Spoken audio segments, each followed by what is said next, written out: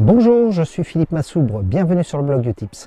Aujourd'hui, je vais vous parler d'immobilier d'entreprise, mais plus particulièrement de l'opportunité d'avoir les murs de l'entreprise dans le bilan de son activité. Alors, finalement, cette solution s'oppose à celle plus classique, on va dire, dans laquelle on a les murs professionnels qui sont dans une société civile immobilière à côté de la société d'exploitation principale.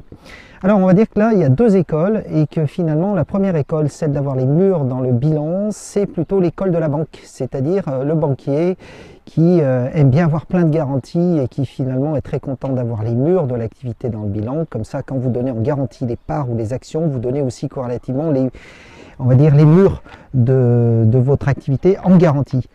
Mais cela n'est pas tout à fait la même chose pour le gestionnaire chef d'entreprise, parce que lui, par contre, avoir les murs dans l'entreprise, les murs de l'entreprise dans le bilan de son activité présente de nombreux inconvénients.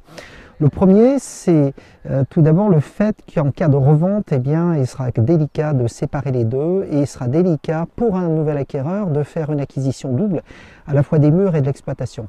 C'est pas tout à fait la même chose de s'engager sur 8 ans pour un prêt professionnel, racheter des actions, que sur 15 ou 20 ans pour racheter des murs. Et puis, on peut avoir envie d'exploiter une affaire sans forcément avoir à racheter l'immobilier professionnel, qui souvent ne vaut pas grand-chose en dehors de l'utilité, de la valeur d'utilité qu'il représente pour celui qui exploite l'activité.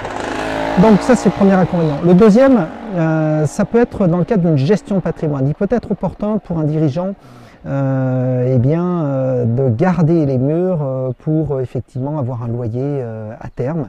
Donc c'est des schémas qu'on va retrouver de façon assez classique, en particulier dans les petites entreprises.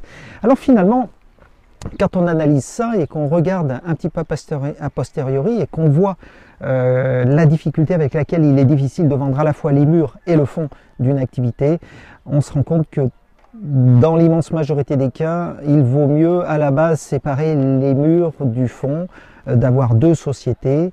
Et lorsque ça n'est pas le cas, eh bien, au moment de la revente, souvent on est obligé de faire cette scission au moment de la revente pour pouvoir finalement rendre possible une opération de reprise d'entreprise.